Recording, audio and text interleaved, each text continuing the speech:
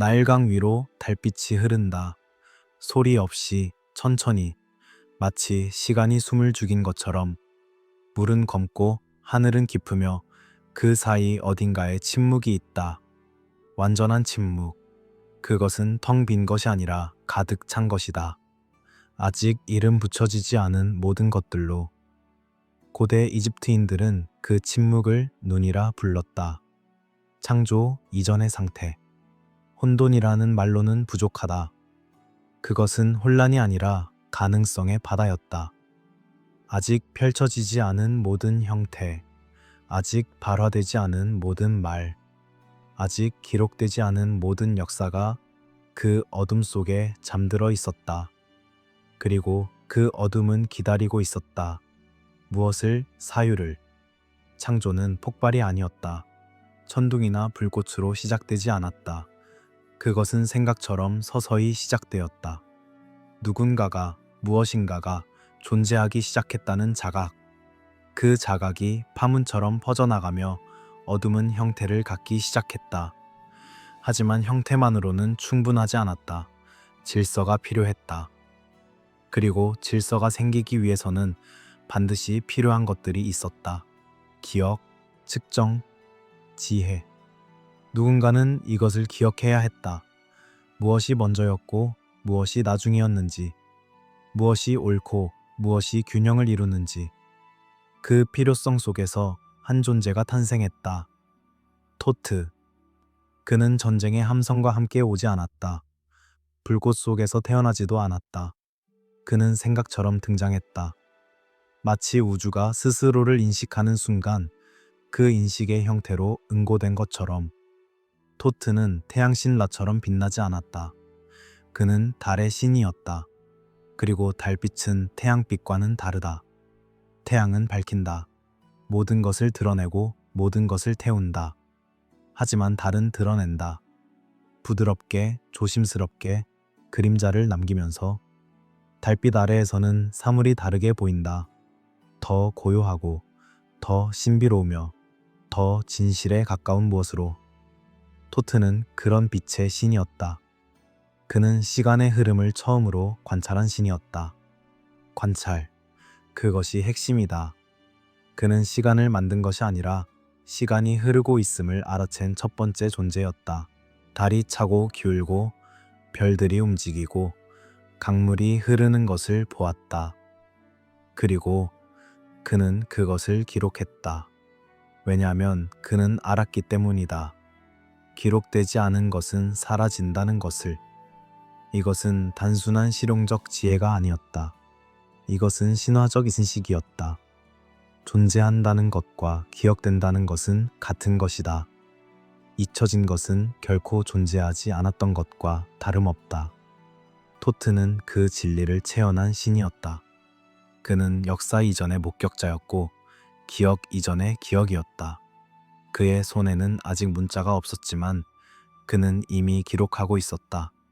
우주의 패턴을, 신들의 행위를, 질서의 원리를. 그것은 말 이전의 말이었고 정의 이전의 정의였다. 토트는 조용했다. 그는 외치지 않았다. 그는 단지 보고, 듣고, 기억했다. 그리고 그 침묵 속에서 모든 것이 시작되었다. 토트의 탄생에 대해서는 여러 이야기가 전해진다. 어떤 이야기에서 그는 스스로 존재하기 시작한 자생신이다. 아무도 그를 낳지 않았고 아무것도 그를 만들지 않았다. 그는 단지 있어야 했기에 있게 되었다. 또 다른 이야기에서 그는 태양신 라의 사고에서 태어났다. 라가 처음으로 생각했을 때 그 생각이 형태를 갖추어 토트가 되었다는 것이다. 또 어떤 신화에서는 그가 달빛 자체에서 형성되었다고 한다. 밤하늘의 은빛 광선들이 모여 응축되어 하나의 의식이 되었다고. 왜 토트에게는 단 하나의 명확한 탄생 신화가 없는가? 이것은 우연이 아니다. 불확정성 자체가 그의 본질이기 때문이다. 지혜는 확정적이지 않다. 지혜는 맥락에 따라 달라지고 관점에 따라 변한다. 하나의 진리만을 고집하는 것은 어리석음이다. 토트는 그것을 알았다. 그래서 그의 기원조차 여러 가능성으로 남아있다. 그는 모든 것일 수 있고 동시에 어떤 것도 아닐 수 있다. 그것이 달의 신이 가진 속성이다. 그의 형상 또한 변한다. 때로 그는 이비스의 모습을 한다. 긴 부리를 가진 따오기. 그 새는 나일강 변을 거닐며 물속을 들여다본다. 보이지 않는 것을 찾는다. 물고기를, 진실을, 숨겨진 것을. 이비스는 인내의 새다. 성급하게 움직이지 않는다. 조용히 기다렸다가 정확한 순간에 부리를 꽂는다. 토트는 그런 신이었다. 보는 신. 말하지 않고 판단하는 존재. 또 다른 형상은 개코원숭이다. 밤을 지키는 동물. 달이 뜨면 울부짖는 존재. 고대 이집트인들은 개코원숭이가 달에게 인사한다고 믿었다. 그들은 시간을 아는 동물이었다. 해가 뜨기 전에 깨어나고 밤의 시작을 감지했다. 토트는 그 동물의 형상으로도 나타났다. 시간의 관찰자로서. 그는 감정으로 신들의 신뢰를 얻지 않았다. 그는 정확성으로 그들의 존경을 받았다. 다른 신들은 강했다. 호루스는 용맹했고 세트는 폭력적이었으며 오시리스는 자비로웠다. 하지만 토트는 정확했다. 그가 기록한 것은 틀리지 않았다. 그가 측정한 것은 왜곡되지 않았다. 그가 말한 것은 진실이었다. 그래서 신들은 그를 필요로 했다. 권력이 아닌 기능으로. 토트는 왕좌를 원하지 않았다. 그는 단지 올바르게 기록하고 싶었을 뿐이다. 그리고 그 겸손함이 역설적으로 그를 가장 존중받는 신 중 하나로 만들었다. 그는 인간이 탄생하기 전부터 인간을 대비했다. 언어를 준비했다. 숫자를 준비했다. 기록 체계를 준비했다. 이것들은 선물이 아니었다. 책임이었다. 토트는 인간에게 이것을 주면서 동시에 짐을 주었다. 말을 가진 자는 말을 책임져야 한다. 글을 가진 자는 진실을 기록해야 한다. 숫자를 가진 자는 정의롭게 측정해야 한다. 토트의 선물은 언제나 양날의 검이었다. 그것은 힘이면서 동시에 의무였다. 그리고 그는 조용히 기다렸다. 인간이 준비될 때까지, 인간이 이해할 수 있을 때까지. 서두르지 않았다. 달은 서두르지 않는다. 달은 천천히 차오르고 천천히 기운다. 토트는 그 리듬을 알았다. 모든 것에는 때가 있다. 그리고 그 때를 아는 것이 지혜다. 말은 공기 속으로 사라진다. 한번 발화된 말은 바람에 실려 흩어지고 기억 속에서 희미해진다. 하지만 글은 남는다. 돌에 새겨지고 파피루스에 기록되고 신전의 벽에 각인된다. 고대 이집트인들은 이것을 알았다. 그리고 그들은 이것을 신화적 진리로 승격시켰다. 토트가 문자를 발명한 이유는 단순히 편의를 위함이 아니었다. 그것은 우주적 필연이었다. 질서는 기록되어야 유지된다. 법은 글로 쓰여야 권위를 갖는다. 역사는 문자로 남겨져야 반복되지 않는다. 상형 문자. 이집트인들은 그것을 메주 네테르라 불렀다. 신들의 말. 단순한 기호가 아니었다. 각각의 문자는 신성했다. 새 한 마리, 물결 하나, 발 하나. 그것들은 단지 소리를 나타내는 것이 아니라 의미 자체를 담고 있었다. 글자를 쓴다는 것은 세계를 재창조하는 행위였다. 사자의 그림은 사자의 힘을 담았다. 태양의 원은 태양의 에너지를 지녔다. 그래서 서기관들은 조심스러웠다. 그들은 글자를 함부로 쓰지 않았다. 왜냐하면 글자는 단순한 도구가 아니라 현실에 개입하는 주문이었기 때문이다. 토트는 첫 글자를 썼다. 정확히 어떤 글자였는지는 전해지지 않는다. 하지만 그 순간 무엇인가가 고정되었다. 우주의 질서가 문자 속에 각인되었다. 그 이전에는 모든 것이 유동적이었다. 변할 수 있었다. 하지만 글자가 새겨진 순간 변화는 멈췄다. 아니, 정확히는 변화가 방향을 갖게 되었다. 이제 질서는 참조점을 가졌다. 돌아갈 곳을, 비교할 기준을. 토트의 첫 글자는 우주의 닻이었다.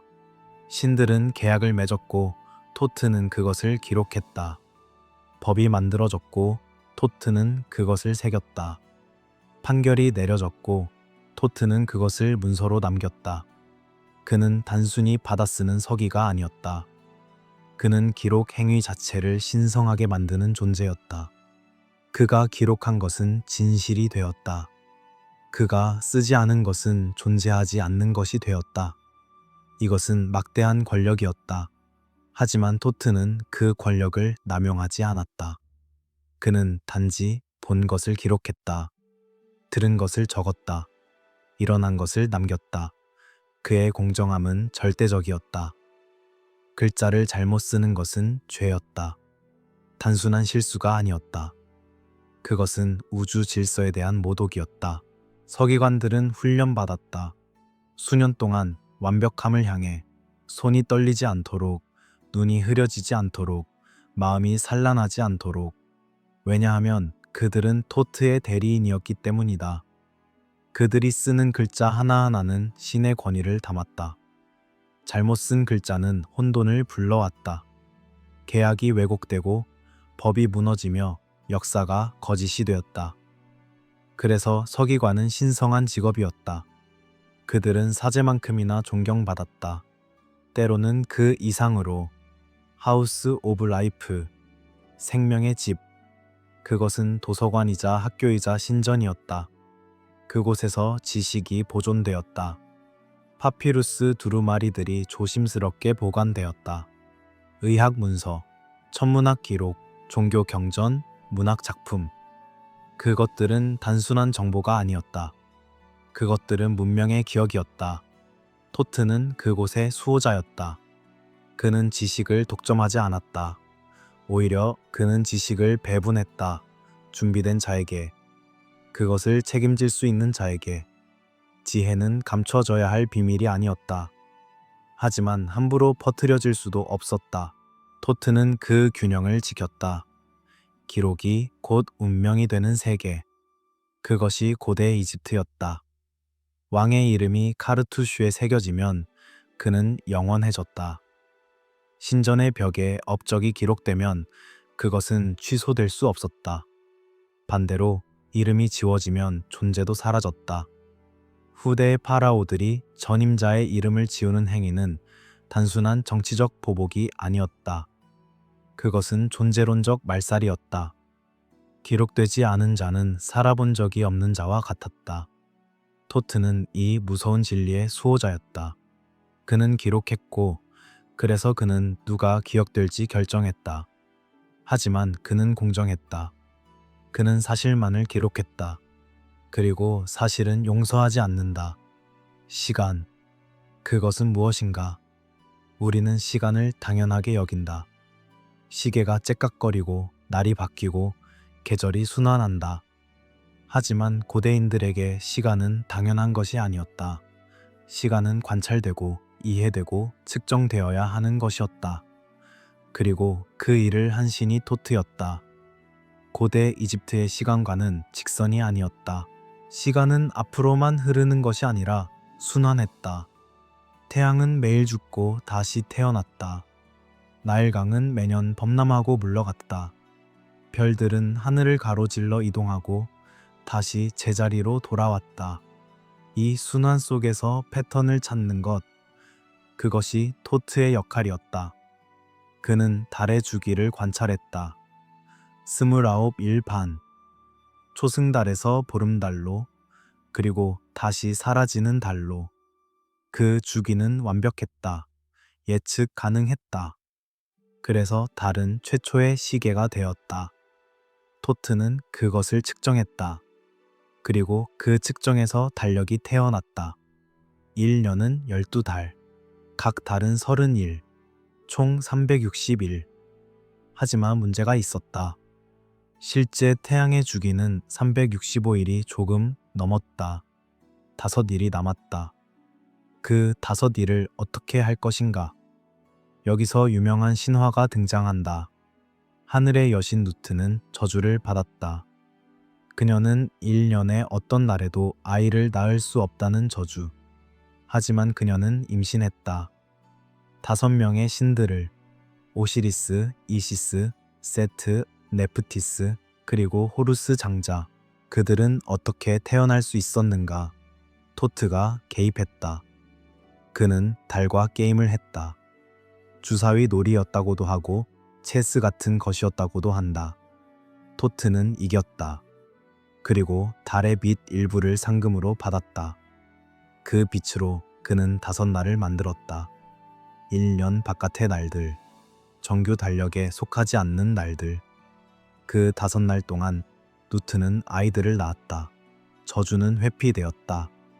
이것은 단순한 이야기가 아니다. 이것은 시간에 대한 이해를 담고 있다. 토트는 시간을 속인 것이 아니었다. 그는 시간을 이해했다. 그는 시간이 절대적이지 않다는 것을, 시간이 조율될 수 있다는 것을 알았다. 시간은 통제의 대상이 아니었다. 시간은 협상의 대상이었다. 토트는 우주의 리듬을 존중하면서도 그 안에서 여유를 찾았다.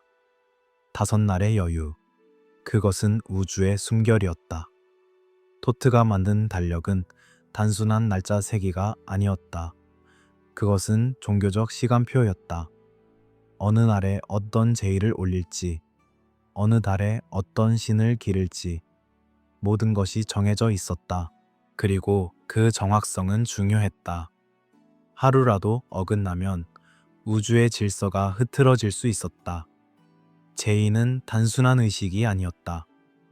그것은 우주를 유지하는 행위였다. 태양이 매일 떠오르도록, 나일강이 제때 범람하도록, 혼돈이 질서를 침범하지 못하도록, 그리고 그 모든 것의 타이밍을 조율한 것이 토트였다. 측량, 땅을 나눈다는 것. 이것 또한 토트의 영역이었다. 나일강이 범람하고 나면 경계가 사라졌다. 모든 것이 진흙과 물에 잠겼다. 물이 빠진 후 땅을 다시 나누어야 했다. 누구의 밭이 어디까지인지, 어느 신전이 어느 땅을 소유하는지. 이것은 단순한 행정 문제가 아니었다. 이것은 정의의 문제였다. 잘못된 측량은 분쟁을 낳았다. 분쟁은 혼돈을 불렀다. 그래서 측량은 신성한 행위였다. 측량사들은 토트의 이름으로 일했다. 그들의 끈과 막대는 토트의 도구였다. 숫자는 신성한 언어였다. 문자가 의미를 담았다면 숫자는 질서를 담았다. 건축에서 숫자는 필수였다. 피라미드의 각도, 신전의 비율, 오벨리스크의 높이. 그것들은 무작위가 아니었다. 그것들은 우주적 비율을 반영했다. 천문학에서 숫자는 예언이었다. 별의 위치를 계산하고 일식을 예측하고 행성의 움직임을 추적했다. 제2에서 숫자는 주문이었다. 몇 번 절할 것인가? 몇 개의 공물을 바칠 것인가? 모든 것에 의미가 있었다. 토트는 그 모든 숫자의 주인이었다. 하지만 토트는 시간의 노예가 아니었다. 그는 시간의 관리자였다. 시계의 신이 아니라 영혼의 관리자. 차이가 무엇인가? 시계는 시간을 쪼갠다. 초, 분, 시간으로. 하지만 영혼은 쪼개지지 않는다. 영혼은 올바른 순간의 연속이다. 토트는 올바른 순간을 알았다. 언제 말해야 하는지, 언제 침묵해야 하는지, 언제 기록해야 하는지, 언제 지워야 하는지. 올바른 시간. 그것이 영혼으로 가는 길이었다. 잘못된 순간에 행해진 일은 아무리 선해도 혼돈을 낳는다. 올바른 순간에 행해진 일은 영원히 남는다. 토트는 그 순간들을 엮어 영혼을 창조했다. 신들은 완벽하지 않았다. 그들은 질투했고 분노했으며 복수했다. 그들은 사랑했고 슬퍼했으며 후회했다. 신들 사이의 갈등은 필연적이었다. 왜냐하면 그들은 서로 다른 원리를 대표했기 때문이다. 호루스는 질서를 원했고 세트는 변화를 원했다. 오시리스는 생명을 사랑했고 세트는 죽음을 두려워하지 않았다. 이시스는 헌신적이었고 네프티스는 방황했다. 이 차이들은 충돌할 수밖에 없었다. 그리고 충돌이 일어날 때마다 토트가 나타났다. 그는 판사가 아니었다. 그는 번역가였다. 이것이 중요하다. 판사는 옳고 그름을 가린다. 하지만 신들의 갈등에서 옳고 그름은 종종 명확하지 않았다. 양쪽 모두 자신만의 진리를 가지고 있었다. 토트의 역할은 그 진리들을 서로 이해할 수 있게 만드는 것이었다. 감정을 원리로 바꾸는 것, 분노를 정의의 언어로 번역하는 것, 슬픔을 균형의 개념으로 전환하는 것. 그는 말을 찾았다. 양쪽이 받아들일 수 있는 말을. 그리고 그 말을 통해 해결이 찾아졌다. 호루스와 세트의 갈등은 가장 유명하다. 오시리스의 왕위를 두고 벌인 오랜 투쟁. 세트는 힘으로 주장했다. 나는 더 강하다. 그러므로 나는 왕이어야 한다. 호루스는 혈통으로 주장했다. 나는 오시리스의 아들이다. 그러므로 나는 왕이어야 한다. 양쪽 모두 논리가 있었다. 신들의 법정은 분열되었다. 수십 년, 아니 수백 년 동안 논쟁이 계속되었다. 때로는 법정에서, 때로는 전장에서. 토트는 그 모든 과정을 지켜보았다. 기록했다. 그리고 마침내 그는 말했다. 호루스는 정당한 왕이다. 왜냐하면 질서는 혈통을 따르기 때문이다. 하지만 세트는 힘의 신이다. 왜냐하면 혼돈도 우주의 일부이기 때문이다. 양쪽 모두 필요하다. 양쪽 모두 자리가 있다. 호루스는 이집트를 다스린다. 세트는 변방을 지킨다. 질서는 중심에, 혼돈은 가장자리에. 이것은 타협이었지만 단순한 타협이 아니었다. 이것은 우주론적 통찰이었다. 질서와 혼돈은 적이 아니었다. 그들은 한 쌍이었다. 질서만 있으면 정체된다. 혼돈만 있으면 붕괴한다. 둘의 긴장 속에서 생명이 존재한다. 토트는 이것을 알았다. 그래서 그는 양쪽을 모두 인정했다. 그리고 그 인정 속에서 평화가 가능해졌다. 밤마다 태양은 지하세계를 여행한다. 그곳에서 그는 아포피스와 마주친다. 혼돈의 뱀, 끝없는 어둠의 화신. 아포피스는 태양을 삼키려 한다. 매일 밤 전투가 벌어진다. 다른 신들은 무기를 든다. 칼과 창과 활로. 하지만 토트는 다른 무기를 든다. 말. 그는 주문을 외운다. 아포피스의 이름을 부른다. 이름을 안다는 것의 힘. 이것은 이집트 마법의 핵심이다. 어떤 것의 진정한 이름을 알면 그것을 지배할 수 있다. 토트는 아포피스의 모든 이름을 알았다. 그의 비밀스러운 이름, 그의 힘의 원천, 그의 본질. 그리고 그 이름을 발화할 때마다 아포피스는 약해졌다. 뱀은 몸부림쳤지만 후퇴했다. 태양은 계속 나아갔다. 그리고 새벽이 왔다. 여기서 중요한 것은 토트가 아포피스를 파괴하지 않았다는 것이다. 그는 아포피스를 물리쳤지만 소멸시키지는 않았다. 왜냐하면 혼돈은 소멸될 수 없기 때문이다. 혼돈은 우주의 일부다. 그것은 영원히 존재한다. 중요한 것은 혼돈을 제거하는 것이 아니라 혼돈을 억제하는 것이다. 균형을 유지하는 것이다. 토트는 그 균형의 수호자였다.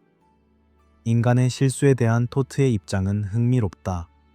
그는 엄격했지만 자비로웠다. 그는 무지와 악의를 구분했다. 무지는 교육될 수 있다. 무지한 자는 배울 수 있다. 그래서 토트는 무지한 자에게 기회를 주었다. 지식을, 시간을, 인내를. 하지만 악의는 다르다. 악의는 알면서도 그릇된 것을 선택하는 것이다. 진리를 보고도 거짓을 택하는 것이다. 그런 자에게 토트는 냉혹했다. 그는 기록했다. 그 악의를, 그 선택을, 그 결과를. 그리고 기록된 것은 변하지 않는다. 토트가 개입하는 순간은 전환점이었다. 신화 속에서 상황이 막다른 골목에 이르렀을 때 토트가 나타났다. 그는 새로운 관점을 제시했다. 새로운 해석을, 새로운 가능성을. 그의 개입은 종종 조용했다. 그는 외치지 않았다. 그는 단지 말했다. 혹은 질문했다. 혹은 침묵했다. 그리고 그 침묵이 가장 강력한 개입일 때가 있었다. 신들이 소란스럽게 논쟁할 때 토트는 가만히 있었다. 그들은 그의 침묵을 느꼈다. 그 침묵은 무게를 가졌다. 판단의 무게. 그들은 자신들의 말을 다시 돌아보았다. 과연 그들이 옳은가? 과연 그들이 정의로운가? 토트의 눈이 그들을 지켜보고 있었다. 기록하고 있었다. 그리고 그 시선 앞에서 거짓은 견딜 수 없었다. 마법, 헤카. 이집트인들에게 마법은 미신이 아니었다. 그것은 우주의 근본 에너지였다. 창조가 시작되기 전부터 존재했던 힘. 모든 것이 헤카로부터 나왔다. 신들도, 인간도, 별들도, 생명도. 헤카는 중립적이었다. 그 자체로 선하지도 악하지도 않았다. 그것은 단지 힘이었다.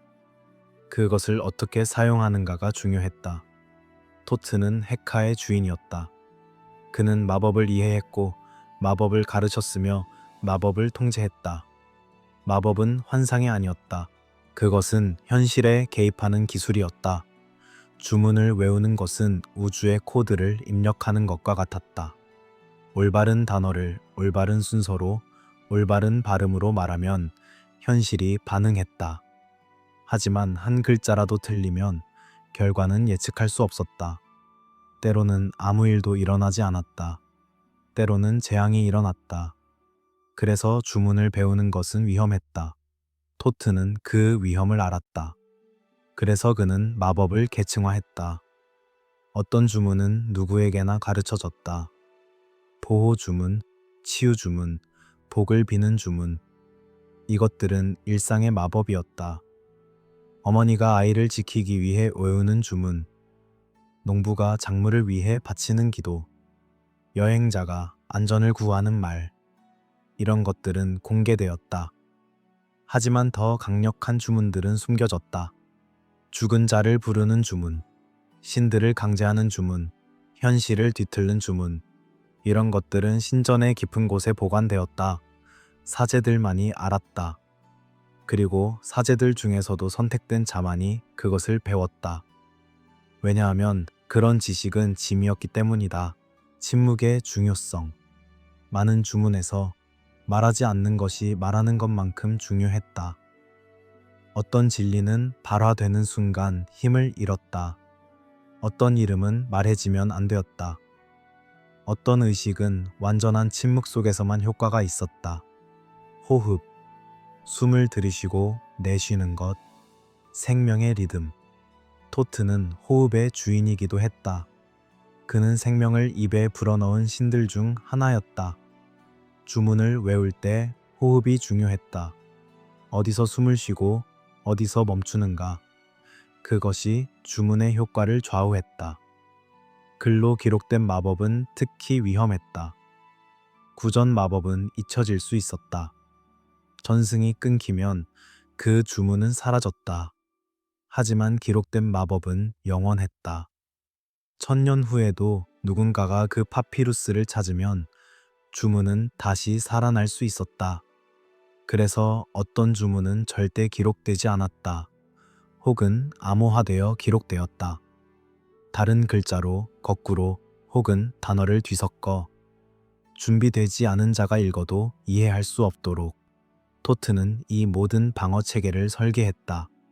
그는 지식을 보호했다. 지식 자체로부터. 잘못된 지식은 광기를 불렀다. 준비되지 않은 마음이 너무 큰 진리를 접하면 그 마음은 부서졌다. 고대 텍스트들은 이것을 경고했다. 어떤 책은 읽는 자를 미치게 했다. 어떤 주문은 외우는 자를 소멸시켰다. 지식은 축복이면서 동시에 저주였다. 토트는 그 양면성을 체현했다. 그는 지혜의 신이었지만 동시에 위험한 지식의 수호자였다. 그에게 다가가는 것은 빛에 다가가는 것이었다. 너무 가까이 가면 타버린다. 하지만 너무 멀리 있으면 어둠 속에 남는다. 적절한 거리, 그것을 찾는 것이 구도자의 과제였다. 계층화된 지혜, 달의 위상처럼 초승달 때는 조금만 드러난다. 기본적인 진리, 단순한 가르침, 반달 때는 더 많이 보인다. 깊은 원리, 복잡한 개념, 보름달 때는 모든 것이 드러난다. 완전한 이해, 궁극의 지식. 하지만 보름달은 오래 가지 않는다. 곧 다시 기울기 시작한다. 왜냐하면 완전한 지식은 인간이 견딜 수 없기 때문이다. 그것은 신들의 영역이다. 토트는 이것을 알았다. 그래서 그는 지혜를 단계적으로 드러냈다. 구도자가 준비되는 만큼만, 더 이상도 더 이하도 아니게. 치유 마법과 파괴 마법. 둘은 종이 한 장 차이였다. 같은 지식이 생명을 살릴 수도 죽일 수도 있었다. 독을 알면 해독제를 만들 수 있지만 동시에 독을 만들 수도 있다. 토트는 양쪽 모두를 가르쳤다. 왜냐하면 치유자는 파괴를 이해해야 하기 때문이다. 병을 치료하려면 병이 어떻게 작동하는지 알아야 한다. 마법도 마찬가지였다. 저주를 풀려면 저주를 이해해야 했다. 하지만 그 이해는 유혹이었다. 힘의 유혹, 파괴하고 싶은 충동. 토트는 그의 제자들을 시험했다. 지식을 주고 어떻게 쓰는지 지켜보았다. 잘못 사용하는 자는 더 이상 가르침을 받지 못했다. 때로는 처벌받았다. 지식은 특권이 아니라 책임이었다. 이름을 잊지 않게 하는 주문들. 죽음 이후를 위한 지식. 이집트인들은 죽음을 끝으로 보지 않았다. 그것은 전환이었다. 다른 세계로의 여행. 하지만 그 여행은 위험했다. 지하 세계는 미로 같았다. 괴물들이 있었고 시험들이 있었으며 문들이 있었다. 각 문마다 수호자가 있었다. 그리고 각 수호자는 질문을 했다. 내 이름은 무엇인가? 너는 어디서 왔는가? 너는 무엇을 원하는가? 올바른 대답을 하지 못하면 더 이상 나아갈 수 없었다. 영혼은 길을 잃었다. 영원히. 그래서 죽은 자는 준비되어야 했다. 주문들을 외우고 이름들을 기억하고 길을 알아야 했다. 사자의 서. 그것은 여행 안내서였다. 지도이자 주문집이자 신분증. 토트는 그 책의 저자였다. 아니, 정확히는 그는 원본을 썼고 인간들이 그것을 베꼈다. 각 파피루스는 죽은 자의 이름으로 맞춤 제작되었다. 그들의 업적, 그들의 죄, 그들이 알아야 할 주문들. 토트의 지혜가 없다면 아무도 사후 세계를 항해할 수 없었다. 그는 죽음 너머의 안내자였다. 모든 지식은 준비된 자에게만 열린다. 이것이 토트의 근본 원칙이었다. 지혜는 강요될 수 없다. 그것은 선물처럼 주어질 수도 없다. 지혜는 얻어지는 것이다. 추구하고 공부하고 숙고함으로써. 토트는 문을 열어주었다. 하지만 들어가는 것은 구도자의 몫이었다. 그는 힌트를 주었다. 상징을, 수수께끼를, 암시를. 하지만 직접적인 대답은 주지 않았다. 왜냐하면 직접 찾아낸 지혜만이 진정으로 내면화되기 때문이다. 쉽게 얻은 지식은 쉽게 잊혀진다. 하지만 고통스럽게 얻은 지혜는 평생 남는다. 토트는 그의 추종자들에게 그 고통을 주었다. 사랑으로. 밤하늘을 올려다본다. 달이 떠 있다. 반달. 절반은 빛나고 절반은 어둡다. 완전하지 않다. 아직 완전해지지 않았거나 이미 완전함을 지나쳤거나 둘 중 하나다. 하지만 양쪽 모두 과정이다. 달의 위상과 지혜의 단계. 그것들은 평행했다. 초승달은 시작이다. 첫 깨달음. 어둠 속에서 작은 빛을 발견하는 순간. 흥분과 기쁨. 하지만 아직 갈 길이 멀다. 반달은 성장이다. 더 많이 배우고 더 깊이 이해해야 한다. 하지만 동시에 더 많은 의문이 생긴다. 알수록 모르는 것이 많아진다는 역설. 보름달은 정점이다. 완전한 이해. 모든 것이 명확해지는 순간. 하지만 그것은 일시적이다. 곧 달은 다시 기울기 시작한다. 왜냐하면 완벽함은 유지될 수 없기 때문이다. 그것은 순간이다. 영원이 아니라. 어둠은 실패가 아니라 과정이다. 이것이 중요하다. 현대인들은 어둠을 두려워한다. 우울함을, 무지를, 혼란을. 하지만 고대 이집트인들은 어둠을 받아들였다. 어둠은 필연적이었다. 밤이 없으면 낮이 없다. 죽음이 없으면 생명이 없다. 무지가 없으면 지혜가 없다. 어둠 속에서 성장이 일어난다. 씨앗은 땅속 어둠에서 싹튼다. 아이는 자궁의 어둠에서 자란다. 영혼은 시련의 어둠에서 단련된다. 토트는 어둠의 신이 아니었다. 하지만 그는 어둠을 이해했다. 그는 달의 신으로서 어둠과 빛의 춤을 지켜보았다. 그리고 그는 알았다. 둘은 하나다. 토트와 꿈 해석. 꿈은 신비로웠다. 깨어있을 때는 불가능한 것들이 꿈에서는 일어났다. 죽은 자가 말을 걸고 신들이 나타나고 미래가 보였다. 고대 이집트인들은 꿈을 진지하게 받아들였다. 꿈은 단순한 환상이 아니라 메시지였다. 신들의 메시지, 죽은 조상의 경고, 혹은 영혼 자신의 목소리. 토트는 꿈의 언어를 이해했다. 그는 상징을 읽었다. 뱀은 무엇을 의미하는가? 물은, 새는, 피는. 각 상징은 맥락에 따라 달랐다. 같은 뱀도 어떤 꿈에서는 지혜를, 다른 꿈에서는 위험을 의미했다. 토트는 그 맥락을 읽었다. 꿈은 예언이 아니라 상징 언어였다. 이것이 핵심이다. 많은 사람들이 꿈에서 미래를 보려 했다. 하지만 토트는 다르게 가르쳤다. 꿈은 미래를 보여주는 것이 아니라 현재를 드러낸다. 당신의 두려움, 당신의 욕망, 당신의 억압된 진실. 그것들이 꿈속에서 상징으로 나타난다. 꿈을 이해하는 것은 자기 자신을 이해하는 것이다. 그리고 자신을 이해하면 미래를 바꿀 수 있다. 예언은 운명을 고정시키지만 꿈 해석은 자유를 준다. 토트는 자유의 편이었다. 인간의 감정 주기와 달. 현대 과학도 이것을 인정한다. 달의 주기는 인간의 기분에 영향을 준다. 조수처럼 감정도 밀려왔다 물러간다. 어떤 날은 기운이 넘치고, 어떤 날은 무기력하다. 어떤 날은 창의적이고, 어떤 날은 논리적이다. 고대인들은 이것을 달과 연결했다. 보름달 때는 감정이 고조된다. 초승달 때는 내면으로 향한다. 토트는 이 주기를 이해했다. 그리고 그는 가르쳤다. 주기를 거스르지 말라. 주기와 함께 흐르라. 무기력한 날에는 쉬어라. 기운 넘치는 날에는 일하라.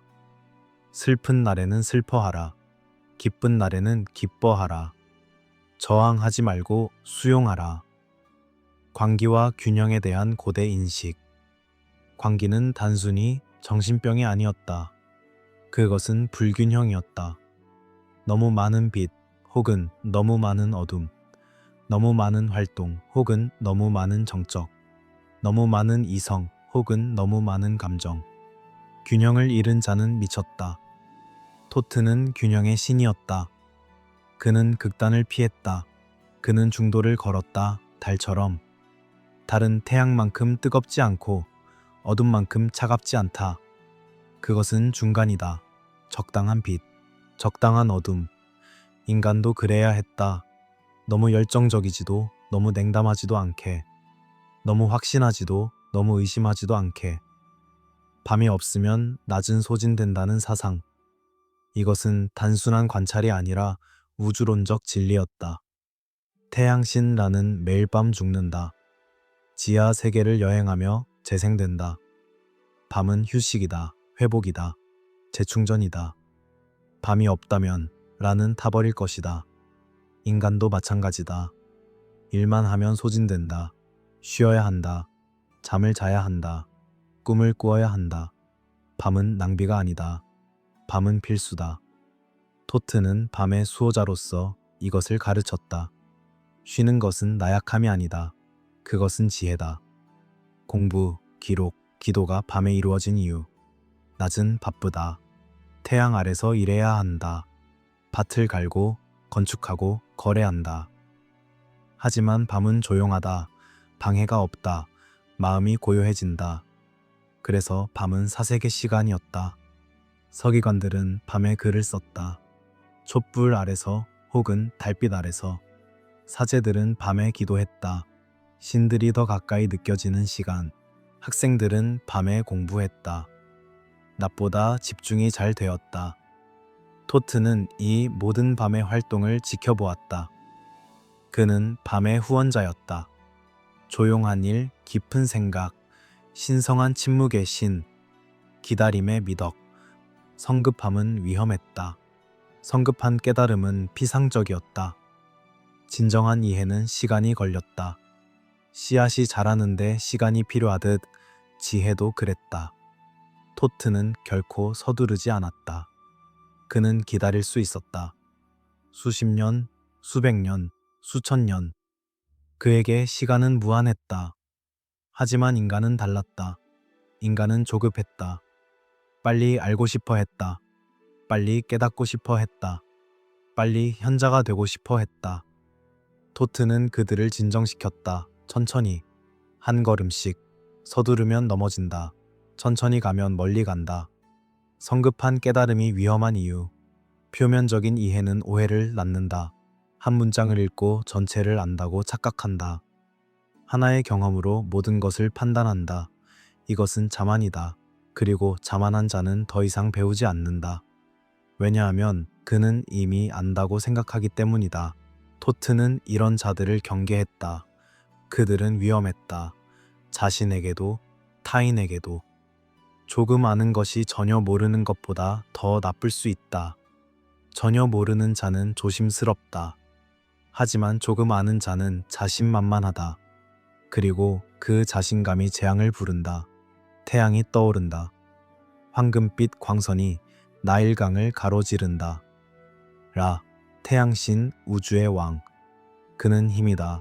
생명이다. 권위다. 모든 것이 그로부터 나온다. 하지만 그 혼자서는 충분하지 않다. 힘만으로는 질서를 유지할 수 없다. 이해가 필요하다. 지혜가 필요하다. 그래서 라 옆에는 언제나 토트가 있었다. 태양신과 달의 신, 빛과 반영, 행동과 사고. 그들은 상보적이었다. 라가 전진하면 토트가 방향을 잡았다. 라가 결정하면 토트가 기록했다. 라가 명령하면 토트가 해석했다. 힘과 이해의 균형. 힘없는 이해는 무력하다. 좋은 생각만으로는 세상을 바꿀 수 없다. 실행이 필요하다. 행동이 필요하다. 힘이 필요하다. 하지만 이해 없는 힘은 파괴적이다. 맹목적인 힘은 적과 아군을 구분하지 못한다. 그것은 모든 것을 부순다. 이해가 있어야 힘이 건설적이 될 수 있다. 라와 토트의 관계는 이 진리를 보여주었다. 라는 토트를 존중했다. 토트의 조언을 들었다. 항상 따르지는 않았지만 항상 고려했다. 그리고 토트는 라를 섬겼다. 라의 권위를 인정했다. 라에게 도전하지 않았다. 그는 단지 보좌했다. 낮과 밤의 협력 구조, 낮은 라의 것이었다. 태양이 하늘을 가로지르는 시간, 모든 것이 드러나고 활동하고 성장했다. 하지만 밤은 다른 규칙이 적용되었다. 태양이 지하 세계로 내려가면 라는 약해졌다. 그는 보호가 필요했다. 그래서 다른 신들이 그를 동행했다. 토트도 그 중 하나였다. 밤의 항해. 그것은 위험한 여정이었다. 어둠 속에는 괴물들이 숨어 있었다. 악령들이, 저주들이, 그리고 무엇보다 아포피스가. 태양의 야간 항해에서 토트의 역할. 그는 주문으로 태양을 보호했다. 어둠을 밀어내는 말들, 빛을 유지하는 글자들. 그는 또한 길을 안내했다. 지하 세계는 미로였다. 잘못된 길로 가면 태양은 영원히 길을 잃을 수 있었다. 그러면 새벽은 오지 않는다. 세계는 영원한 밤에 잠긴다. 토트는 그것을 막았다. 그는 지도를 알았다. 그는 이름을 알았다. 그는 문들을 열었다. 그리고 매번 태양은 무사히 동쪽 지평선에 다시 나타났다. 새벽, 승리. 그리고 그 승리 뒤에는 토트의 조용한 헌신이 있었다. 주문으로 태양을 보호하는 신, 말의 힘. 이것은 이집트 우주론의 핵심이다. 창조 자체가 말로 이루어졌다. 신이 말하고 그것이 존재하게 되었다. 주문은 그 창조의 메아리였다. 올바른 말은 현실을 유지했다. 잘못된 말은 현실을 무너뜨렸다. 토트는 올바른 말을 알았다. 그는 매일 밤 그 말들을 발화했다. 그리고 매일 아침 태양은 떠올랐다. 인과관계였다. 토트가 말하지 않았다면 태양은 돌아오지 못했을 것이다. 이것이 신화의 논리다. 합리적이지 않지만 의미가 있다. 신의 권위가 말로 고정되는 순간 라는 강했다. 하지만 그의 힘은 토트의 기록으로 정당화되었다. 토트가 라를 우주의 왕으로 기록했다. 신들의 법정에서 토트가 라의 권위를 확인했다. 그 순간 라의 권력은 단순한 힘이 아니라 정당한 권위가 되었다. 이것은 정치적 통찰이다. 권력은 힘에서 나온다. 하지만 권위는 인정에서 나온다. 토트는 그 인정을 주는 신이었다. 그가 인정하지 않으면 아무리 강해도 정당하지 않았다. 그가 인정하면 약해도 권위를 가졌다. 왕권과 법의 정당성. 인간 사회에 투영된 신적 모델. 파라오는 라의 화신이었다. 하지만 그 파라오도 토트의 원리를 따라야 했다. 법을 기록해야 했다. 판결을 문서화해야 했다. 역사를 남겨야 했다. 그리고 그 기록들이 파라오의 통치를 정당화했다. 기록 없는 왕은 폭군이었다. 하지만 기록된 왕은 정당한 통치자였다. 토트의 영향은 이렇게 인간 세계에까지 미쳤다. 서기관들은 파라오의 권력을 견제했다. 그들이 기록하지 않으면 파라오의 명령은 효력이 없었다.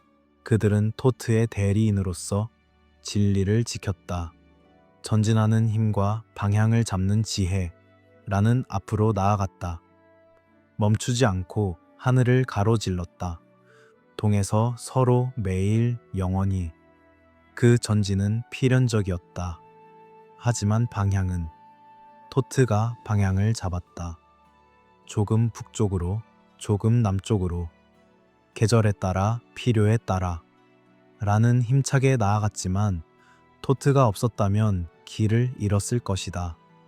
이것은 모든 위대한 파트너십의 본질이다. 한쪽은 추진력을 제공한다. 다른 쪽은 방향을 제공한다. 둘 다 필요하다. 둘 다 필수적이다. 죽음. 그것은 끝인가 시작인가? 고대 이집트인들에게는 시작이었다. 혹은 더 정확히는 전환이었다. 삶은 일시적이었다. 육체는 썩었다. 하지만 영혼은 영원했다.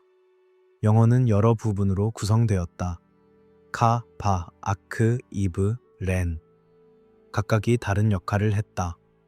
그리고 죽음 이후 그 영혼들은 여행을 시작했다. 두아트, 지하 세계, 죽은 자의 땅. 그곳은 어둡고 위험하며 신비로웠다. 하지만 동시에 정의로웠다. 왜냐하면 그곳에서 진정한 심판이 이루어졌기 때문이다. 사후 세계는 심판이 아닌 정렬이었다. 이것이 중요한 구분이다. 심판은 외부적이다. 누군가가 당신을 판단한다. 하지만 정렬은 내부적이다. 당신의 진실이 드러나는 것이다.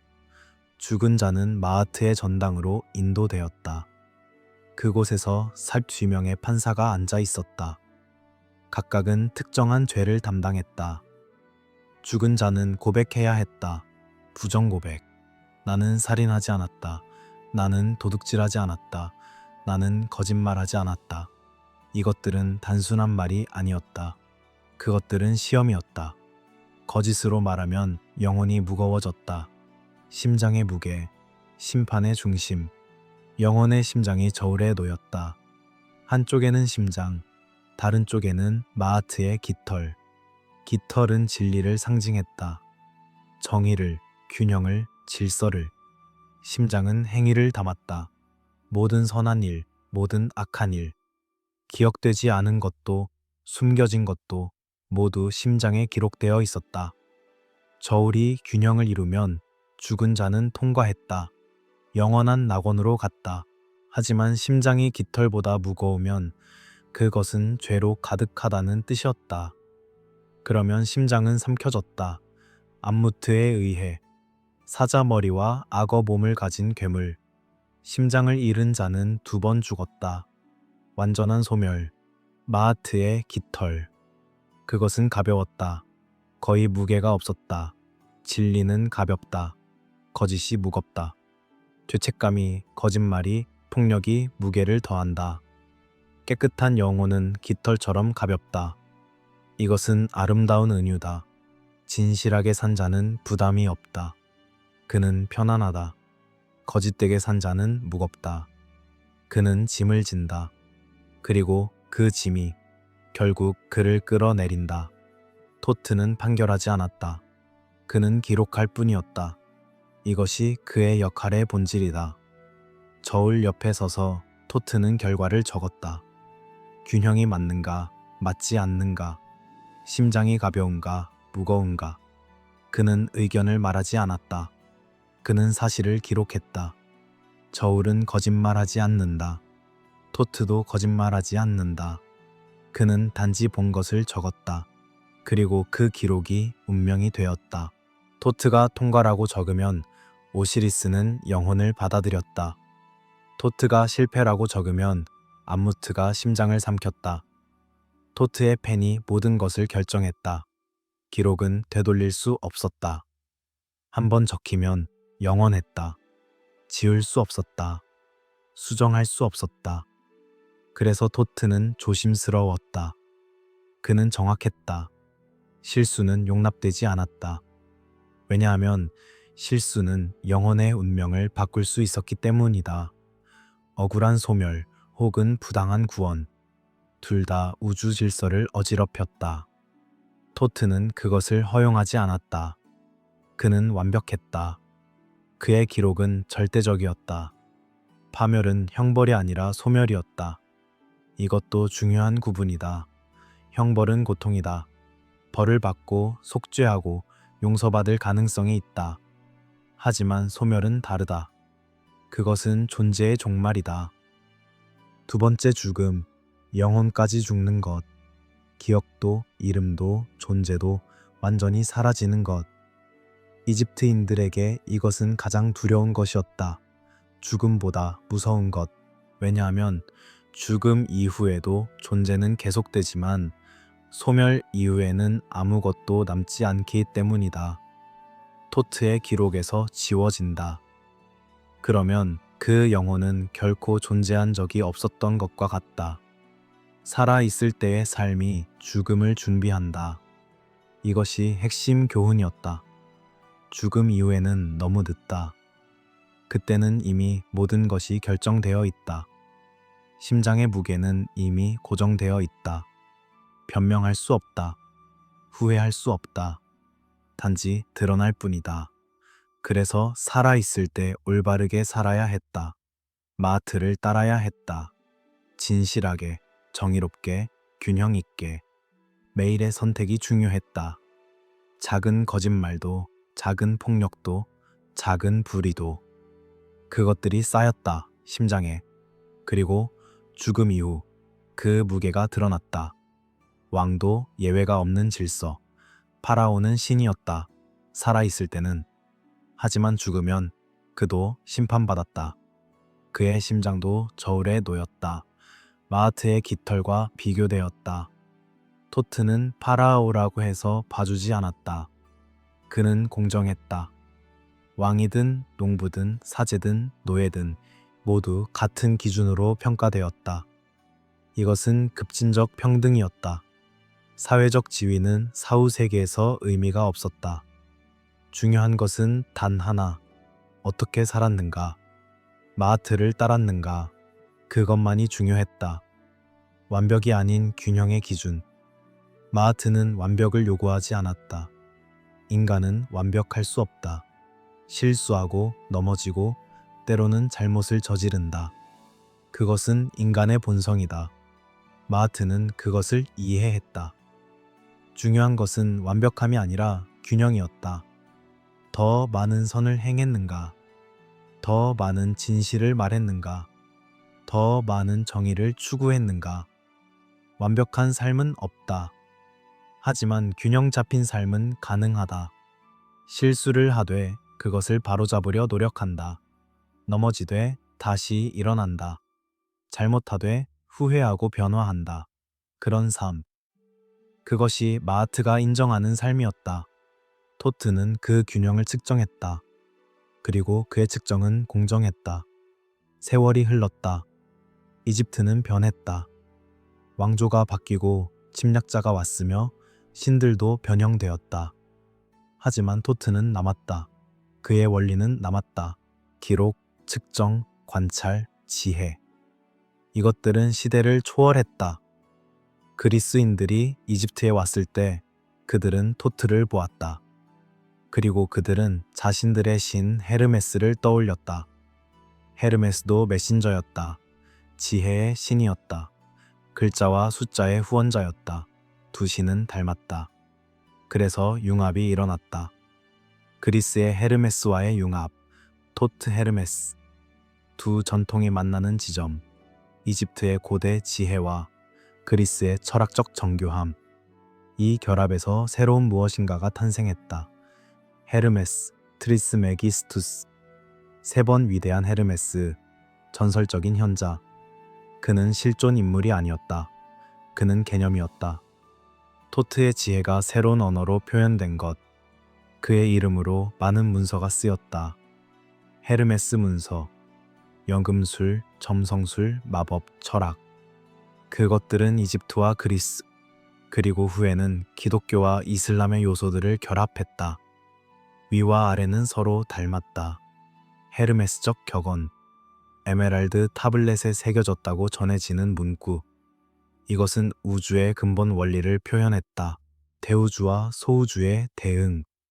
하늘에서 일어나는 일은 땅에서도 일어난다. 신들의 세계와 인간의 세계는 거울이다. 별의 움직임은 인간의 운명에 영향을 준다. 인간의 행위는 우주의 질서에 영향을 준다. 모든 것은 연결되어 있다. 이것은 토트의 가르침이었다. 그는 항상 연결을 보았다. 패턴을, 대응을, 반향을. 연금술의 진짜 의미. 많은 사람들이 연금술을 오해한다. 금을 만드는 기술이라고. 하지만 그것은 피상적이다. 연금술의 진정한 목표는 변화였다. 물질의 변화이자 영혼의 변화. 납을 금으로 바꾸는 것은 은유였다. 불완전한 자아를 완전한 자아로 변화시키는 것. 혼탁한 영혼을 순수한 영혼으로 정제하는 것. 이것이 위대한 작업이었다. 토트 헤르메스는 이 작업의 수호자였다. 그는 변화의 신이었다. 달처럼 그는 끊임없이 변했다. 그리고 그는 인간에게도 변화를 가르쳤다. 고정된 채로 남지 말라. 성장하라, 진화하라. 더 나은 존재가 되라. 과학, 철학, 의학에 남은 흔적. 토트의 영향은 서구 문명 전체에 퍼졌다. 과학의 기록 방법. 실험을 문서화하고 결과를 측정하며 패턴을 찾는 것. 이것은 토트의 방법이었다. 철학의 논리. 언어를 정밀하게 사용하고 정의를 명확히 하며 추론을 따르는 것, 이것도 토트의 유산이었다. 의학의 관찰, 증상을 기록하고 원인을 추적하며 치료를 시험하는 것, 토트는 의술의 신이기도 했다.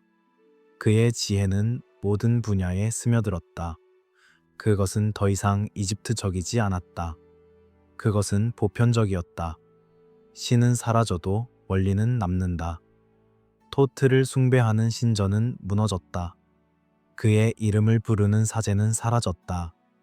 그의 동상은 박물관에 갔다. 하지만 그의 원리는 살아있다. 기록하라. 정확하게 측정하라. 관찰하라. 균형을 찾으라. 성급하게 판단하지 말라. 시간을 존중하라. 어둠을 두려워하지 말라. 지혜는 소리치지 않는다. 이 원리들은 여전히 유효하다. 여전히 필요하다. 여전히 진실하다. 기록, 윤리, 관찰의 중요성. 현대 세계는 이것들을 잊어가고 있다. 기록은 조작되고 윤리는 상대화되며 관찰은 피상적이 된다. 빠른 판단, 즉각적인 반응, 표면적 이해. 토트는 이것들의 반대였다. 그는 천천히 생각했다. 깊이 관찰했다. 정확히 기록했다. 그리고 윤리적으로 행동했다. 우리는 토트가 필요하다. 그의 정신이, 그의 방법이, 그의 인내가. 토트는 믿음이 아닌 태도다. 그를 신으로 숭배할 필요는 없다. 하지만 그의 방식을 채택할 수는 있다. 관찰자가 되는 것, 기록자가 되는 것, 공정한 사람이 되는 것, 성급하지 않은 사람이 되는 것, 균형을 추구하는 사람이 되는 것. 이것이 토트를 기리는 방법이다. 신전을 짓거나 재물을 바치는 것이 아니라 그의 원리를 살아가는 것. 지혜는 소리치지 않는다. 이것이 토트의 가장 중요한 교훈일지도 모른다. 진리는 광고할 필요가 없다. 그것은 단지 존재한다. 조용히, 확고하게. 시간이 지나면 진리는 드러난다. 거짓은 시끄럽다. 자신을 증명하려 애쓴다. 주목받으려 한다. 하지만 진리는 기다릴 수 있다. 왜냐하면 그것은 확신하기 때문이다. 토트는 기다렸다. 1000년, 2000년, 5000년. 그리고 여전히 그의 지혜는 유효하다. 여전히 사람들은 그를 기억한다. 여전히 그의 원리는 인용된다. 조용히 오래 남는다. 달처럼. 달은 태양만큼 눈부시지 않다. 하지만 달은 언제나 거기에 있다. 밤마다 변함없이. 구름에 가려져도 낮에 보이지 않아도 달은 존재한다. 그 지속성, 그 신뢰성, 그것이 토트의 본질이다. 그는 화려하지 않았다. 하지만 그는 필수적이었다. 그리고 그는 영원했다. 밤이 깊어간다. 별들이 하늘 가득 펼쳐져 있다. 어딘가에서 올빼미가 운다. 지혜의 새, 밤을 보는 새. 나일강은 여전히 흐른다. 수천 년 전처럼. 그 물은 기억한다. 파라오들을, 사제들을, 피라미드 건설자들을, 그리고 그 모든 것을 기록한 신을. 토트, 달의 신, 지혜의 주인, 시간의 측정자, 죽은 자의 안내자. 그의 이야기는 끝났지만 동시에 끝나지 않았다. 왜냐하면 이야기가 전해지는 한, 그는 살아있기 때문이다. 기억되는 한, 그의 원리가 실천되는 한, 누군가가 정직하게 기록할 때 토트는 거기에 있다. 누군가가 조급함을 참고 기다릴 때 토트는 미소 짓는다. 누군가가 균형을 추구할 때 토트의 정신은 계속된다. 당신이 이 이야기를 들었다면 당신도 이제 토트의 유산의 일부다. 당신은 그를 기억한다. 그리고 기억은 힘이다. 고대 이집트인들이 알았듯이 기억되는 것은 존재하는 것이다. 토트는 기억된다. 그러므로 그는 존재한다. 여전히, 영원히. 잠이 당신을 부른다. 편안한 어둠이. 두려워하지 마라. 토트가 가르쳤듯이 어둠은 과정이다. 휴식이다. 재생이다. 당신의 눈이 감기고 꿈이 시작될 것이다. 아마도 당신은 나일강을 볼 것이다. 혹은 이비스가 물가를 거니는 모습을, 혹은 달빛 아래 파피루스에 글을 쓰는 서기관을. 그것들은 단순한 꿈이 아니다. 그것들은 메시지다. 상징이다.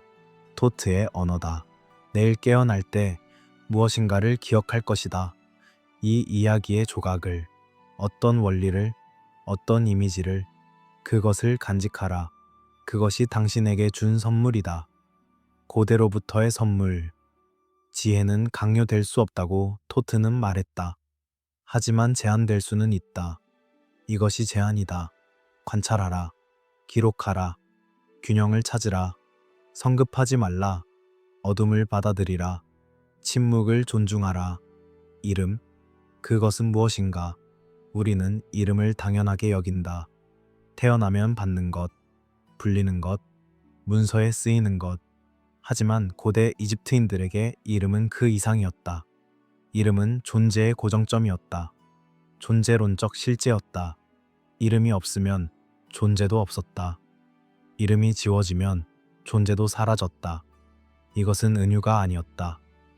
그들에게 이것은 문자 그대로의 진실이었다. 렌, 고대 이집트어로 이름. 그것은 영혼의 한 부분이었다. 카, 바, 아크와 함께 각각의 부분이 다른 역할을 했다. 카는 생명력이었다. 바는 이동하는 영혼이었다. 아크는 빛나는 존재였다. 그리고 렌은 정체성이었다. 당신이 누구인가? 당신을 다른 모든 존재와 구별하는 것. 렌이 없으면 당신은 누구도 아니었다. 단지 무명의 존재. 구분 불가능한 혼돈의 일부. 왜 사후 세계에서 이름을 잊으면 소멸하는가? 사자에서는 이것을 반복해서 경고한다. 죽은 자는 여행한다. 지하 세계를 통과한다. 수많은 문을 만난다. 각 문마다 수호자가 있다. 그리고 수호자는 묻는다. 내 이름은 무엇인가? 이것은 단순한 질문이 아니다. 이것은 시험이다. 이름을 기억하지 못하면 통과할 수 없다. 영혼은 그곳에 갇힌다. 혹은 더 나쁘게 흩어진다. 정체성을 잃고 무명의 어둠 속으로 녹아든다. 이것이 진정한 죽음이었다. 육체의 죽음이 아니라 정체성의 죽음. 토트와 이름의 기록. 그는 모든 이름을 알았다. 신들의 이름, 인간의 이름, 사물의 이름까지. 그의 두루마리에는 우주의 모든 존재가 기록되어 있었다. 그 기록은 단순한 목록이 아니었다. 그것은 존재의 보증이었다. 토트가 기록한 이름은 소멸될 수 없었다. 왜냐하면 그의 기록은 영원했기 때문이다. 파괴될 수 없었다. 잊혀질 수 없었다. 토트의 두루마리에 이름이 있는 한 그 존재는 계속되었다. 신, 인간, 사물 모두가 이름으로 유지되는 세계관. 나일 강에도 이름이 있었다. 하피, 사막에도 이름이 있었다. 데셰레트, 하늘에도 돌에도 바람에도 모든 것이 명명되었다. 왜냐하면 명명되지 않은 것은 통제될 수 없었기 때문이다. 이해될 수 없었기 때문이다. 이름을 안다는 것은 힘이었다. 마법사가 악령의 이름을 알면 그 악령을 명령할 수 있었다. 사제가 신의 진정한 이름을 알면 그 신에게 청혼할 수 있었다. 이름은 열쇠였다. 존재의 본질에 접근하는 열쇠. 무덤 벽에 이름을 반복해서 새긴 이유. 고대 이집트의 무덤을 본 적이 있는가? 벽마다, 기둥마다 죽은 자의 이름이 새겨져 있다. 수십 번, 수백 번. 끊임없이 반복된다. 이것은 집착이 아니었다. 이것은 보험이었다. 시간이 지나면 글자는 마모된다. 어떤 것은 지워진다. 하지만 수백 개의 이름이 새겨져 있다면 모두가 지워질 수는 없다. 하나라도 남으면 죽은 자는 기억된다. 그리고 기억되는 한 그는 존재한다.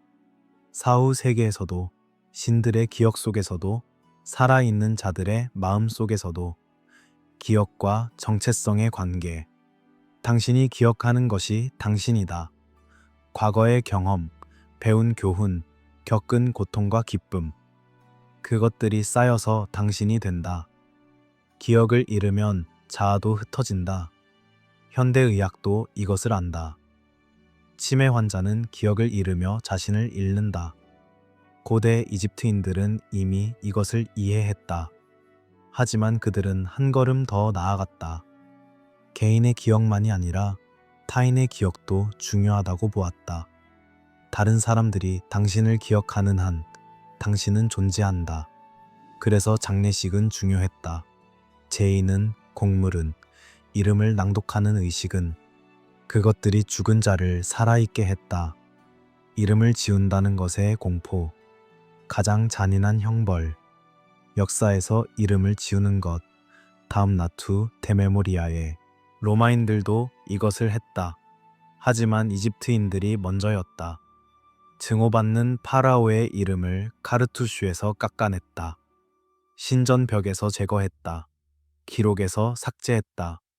마치 그가 결코 존재하지 않았던 것처럼. 이것은 단순히 명예를 훼손하는 것이 아니었다. 이것은 존재를 말살하는 것이었다. 아크헤나텐, 이단 파라오. 그는 전통을 깨뜨렸다. 수많은 신들을 버리고 하나의 신, 아템만을 숭배했다. 그가 죽은 후 후계자들은 그의 이름을 지웠다. 그의 도시를 버렸다. 그의 신전을 파괴했다. 그는 왕의 목록에서 사라졌다. 수천 년 동안 그는 잊혀졌다. 마치 죽음보다 더한 죽음. 토트가 기억을 지켜야 했던 이유. 기억은 취약하다. 인간의 기억은 흐려진다. 시간이 지나면 왜곡된다. 세대가 바뀌면 사라진다. 돌에 새겨진 이름도 마모된다. 파피루스는 썩는다. 신전은 무너진다. 모든 것이 시간 앞에서 약하다. 하지만 토트는 영원하다. 그의 기록은 영원하다. 그래서 그는 기억의 최후의 수호자였다. 인간이 잊어도 돌이 마모되어도 토트는 기억한다. 그의 두루마리는 파괴될 수 없다. 왜냐하면 그것은 물질이 아니라 원리이기 때문이다. 기록 그 자체의 신성한 형태이기 때문이다. 인간 삶에서 불려지는 것의 의미. 아이는 이름을 배운다. 자기 이름을. 그리고 그때부터 그는 개인이 된다. 이름으로 불릴 때 그는 주목받는다. 인정받는다. 존재한다. 이름 없는 사람을 상상해 보라. 아무도 그를 부르지 않는다. 아무도 그를 기억하지 않는다. 그는 군중 속의 하나일 뿐이다. 얼굴 없는 존재. 그것은 고독이다. 아니, 고독보다 더 나쁘다. 그것은 비존재다. 이름으로 불린다는 것. 그것은 당신이 중요하다는 확인이다. 당신이 유일하다는 증명이다. 오늘날까지 이어지는 이름, 기록, 역사의 본질적 힘. 우리는 여전히 이름을 중요하게 여긴다. 출생증명서에 이름을 등록한다. 신분증에 이름을 새긴다. 무덤에 이름을 새긴다. 왜? 법적 이유 때문만은 아니다. 더 깊은 곳에서 우리는 안다. 이름이 정체성이라는 것을, 기록이 존재의 증명이라는 것을, 역사에 남는다는 것이 불멸의 한 형태라는 것을. 토트의 지혜는 아직도 우리 안에 살아있다. 우리가 그의 이름을 모를지라도. 말, 그것은 힘이다. 창조의 힘. 신들이 말했고 세계가 생겨났다. 파라오가 명령했고 피라미드가 세워졌다. 사제가 주문을 외웠고 마법이 일어났다. 말은 강력하다. 하지만 토트는 또 다른 것을 가르쳤다. 침묵도 힘이라고. 때로는 말보다 더 큰 힘이라고. 토트 신화에서 말보다 중요한 것, 침묵. 언제 말하지 않는 것이 더 큰 질서를 지키는가. 신들의 법정에서 호루스와 세트가 싸울 때 토트는 종종 침묵했다. 양쪽이 소리쳤다. 주장했다. 비난했다. 하지만 토트는 조용했다. 그는 듣고 있었다. 관찰하고 있었다. 기록하고 있었다. 그의 침묵은 무관심이 아니었다. 그것은 주의였다. 깊은 주의. 말하면 한쪽 편을 드는 것처럼 보일 수 있었다. 하지만 침묵하면 그는 중립을 유지할 수 있었다. 그는 판단하지 않고 관찰할 수 있었다. 그리고 적절한 순간에 그가 마침내 말할 때 그의 말은 무게를 가졌다. 왜냐하면 그것은 침묵의 무게를 등에 지고 있었기 때문이다. 신화 속에서 토트가 침묵을 선택한 순간들, 오시리스가 살해당했을 때, 세트가 형제를 토막냈을 때, 이시스가 울부짖었을 때, 토트는 무엇을 했는가? 그는 말하지 않았다. 그는 위로하지 않았다. 그는 단지 기록했다. 무슨 일이 일어났는지, 누가 무엇을 했는지. 그의 침묵은 차가워 보일 수 있었다. 하지만 그것은 필요했다. 왜냐하면 누군가는 감정에 휩쓸리지 않아야 했기 때문이다. 누군가는 진실을 명확하게 봐야 했기 때문이다. 그래야 나중에 정의가 가능했다. 복수가 아니라 정의가. 침묵은 무지가 아니라 준비된 지혜다. 모르기 때문에 침묵하는 것이 아니다. 너무 많이 알기 때문에 침묵하는 것이다. 말은 단순화한다. 복잡한 진실을 짧은 문장으로 압축한다. 그 과정에서 뉘앙스가 사라진다. 모순이 제거된다. 하지만 침묵은 모든 것을 담을 수 있다. 말할 수 없는 것을, 모순되는 것을, 아직 형태를 갖추지 못한 것을. 토트의 침묵은 가득 차 있었다. 텅 빈 것이 아니라. 고대 사제들이 말을 아꼈던 이유. 신전에서 침묵은 규율이었다. 불필요한 말을 하지 않았다. 잡담을 하지 않았다. 말은 신성한 맥락에서만 발화되었다. 제의에서, 주문에서, 가르침에서. 왜? 말이 힘이기 때문이다. 힘은 함부로 사용되어서는 안 된다. 말은 우주의 파문을 일으킨다. 한번 말해진 것은 되돌릴 수 없다. 그것은 공기 중에 퍼져나간다. 듣는 자의 귀에 들어간다. 마음에 스며든다. 현실을 바꾼다. 조금씩, 하지만 확실하게. 그래서 말은 조심스럽게 사용되어야 했다. 침묵은 안전했다. 침묵은 아무것도 왜곡하지 않았다. 과도한 지식, 과도한 계시는 왜 위험한가? 모든 것을 말하는 것은 파괴적이다. 인간은 한계가 있다. 이해할 수 있는 것의 한계가, 견딜 수 있는 것의 한계가. 너무 많은 진실을 한꺼번에 주면 마음은 부서진다. 고대 텍스트들은 이것을 경고했다.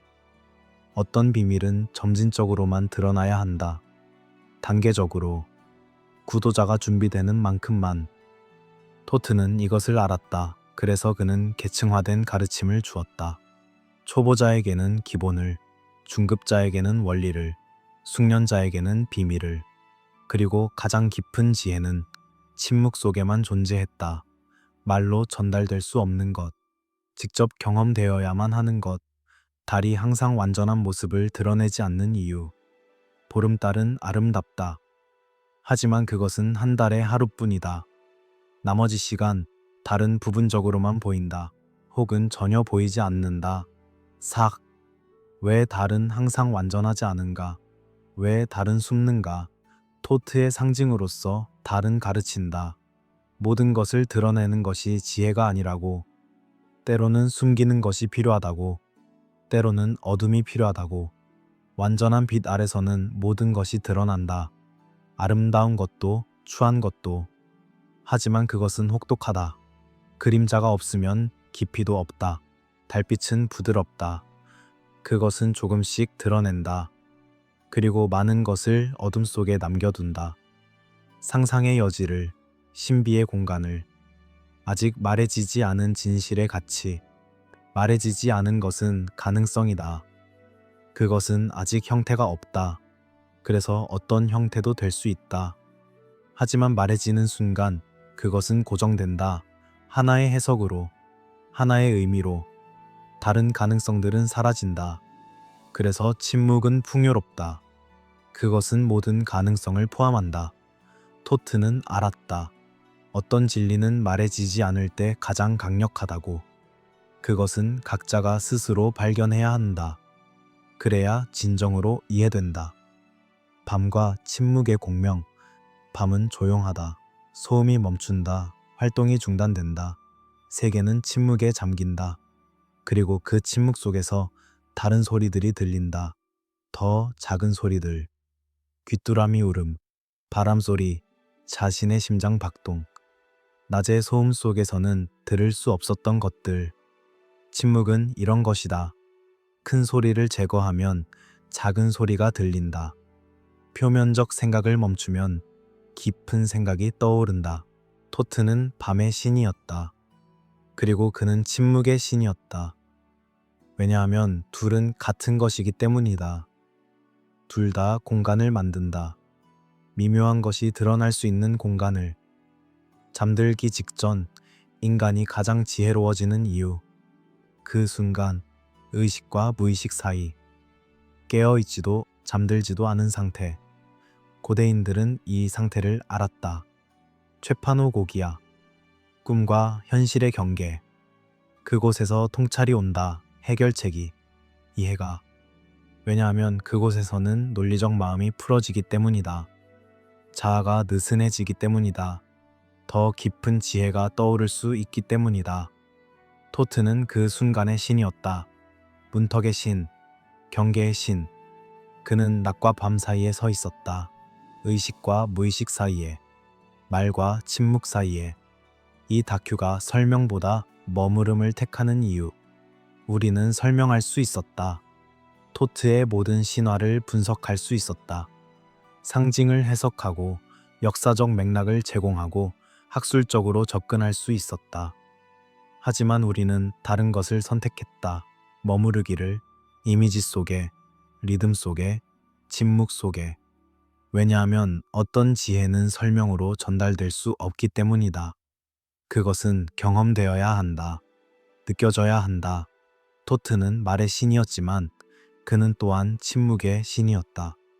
그리고 지금 이 순간 우리는 그의 침묵을 존중한다.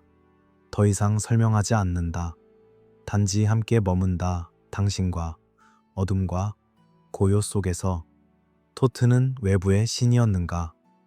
저 멀리 별들 너머 신들의 세계에 존재하는, 인간과는 분리된, 접근 불가능한. 아니면 그는 내면의 원리였는가? 모든 인간 안에 잠재된, 깨어나기를 기다리는. 이것은 단순한 신학적 질문이 아니다. 이것은 경험의 질문이다. 기록하고 관찰하려는 인간의 본능. 아이를 보라. 그는 세계를 관찰한다. 모든 것을 흡수한다. 색깔을, 소리를, 패턴을. 그리고 조금 자라면 그는 그리기 시작한다. 첫 그림. 벽에, 종이에, 모래에. 그것은 무엇인가? 기록이다. 본 것을 남기려는 시도. 조금 더 자라면 글을 배운다. 그리고 일기를 쓴다. 혹은 편지를, 메모를. 왜 인간은 기록하는가? 본능이다. 깊은 곳에서 오는, 마치 호흡처럼 자연스러운. 그것은 토트의 속삭임이 아닐까? 우리 안에 있는 토트가 기록하라고, 관찰하라고, 잊지 말라고.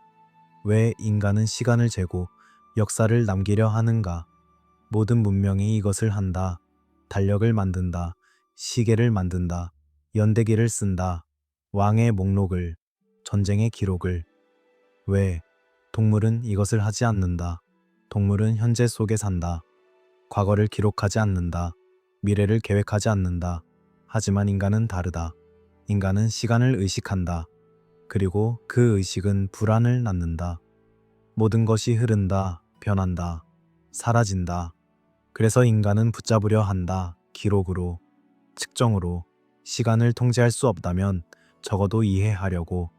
이것이 토트의 충동이다. 우리 모두 안에 있는 실수에서 배우려는 태도와 토트의 정신.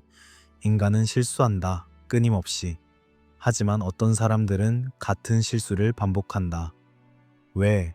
그들은 배우지 않는다. 반성하지 않는다. 기록하지 않는다. 하지만 어떤 사람들은 다르다. 그들은 실수를 돌아본다. 무엇이 잘못되었는지 분석한다. 적는다. 일기에, 노트에, 마음속에. 그리고 다음에는 다르게 한다. 이것이 토트적 태도다. 관찰하고 기록하고 배우는 것, 감정에 휩쓸리지 않고 자기 연민에 빠지지 않고 단지 사실을 보는 것, 그리고 그 사실에서 지혜를 추출하는 것, 글을 쓰는 행위의 신성성. 현대인들은 글쓰기를 평범하게 여긴다. 누구나 쓴다. 메시지를, 이메일을, 게시글을. 하지만 쓴다는 것에 깊은 의미를 생각하는 사람은 드물다. 생각을 문자로 변환한다는 것, 무형을 유형으로 만든다는 것, 사라질 것을 고정시킨다는 것. 이것은 마법이다. 작은 창조 행위다. 토트가 처음 문자를 만들었을 때와 같은 원리. 매번 우리가 쓸 때 우리는 그 원리를 재현한다. 혼돈에서 질서를 만든다. 흐르는 생각을 고정된 단어로 변환한다. 이것은 신성한 행위다. 의식하든 의식하지 못하든. 일기, 기록, 학문이 가진 치유적 성격. 마음이 혼란스러울 때 쓰라. 고대의 조언이자 현대의 심리학. 왜 쓰기가 치유적인가?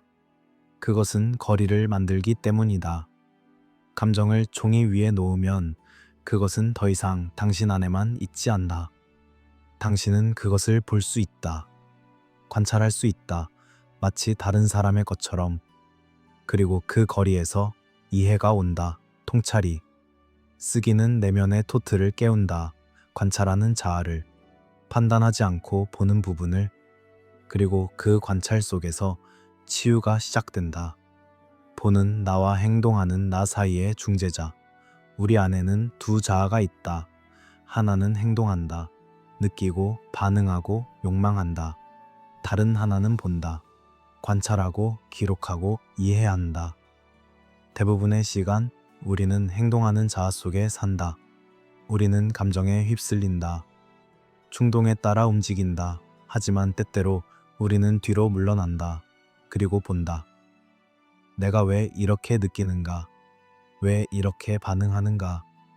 그 순간 관찰하는 자아가 깨어난다. 그것이 내면의 토트다. 그는 중재한다. 감정과 이성 사이를, 충동과 지혜 사이를. 그는 균형을 찾는다. 토트적 인간. 감정보다 구조를 먼저 보는 존재. 이것은 냉정함이 아니다. 이것은 명료함이다. 어떤 사람들은 드라마를 본다. 누가 누구를 배신했는지, 누가 옳고 그른지. 하지만 토트적 인간은 패턴을 본다.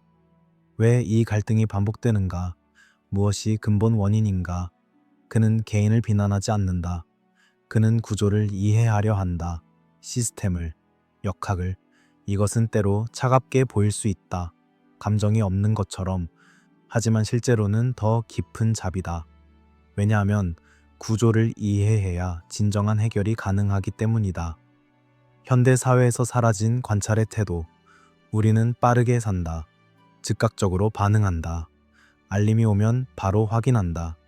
메시지가 오면 즉시 답한다. 의견을 묻으면 즉각 말한다. 하지만 관찰은 시간이 걸린다.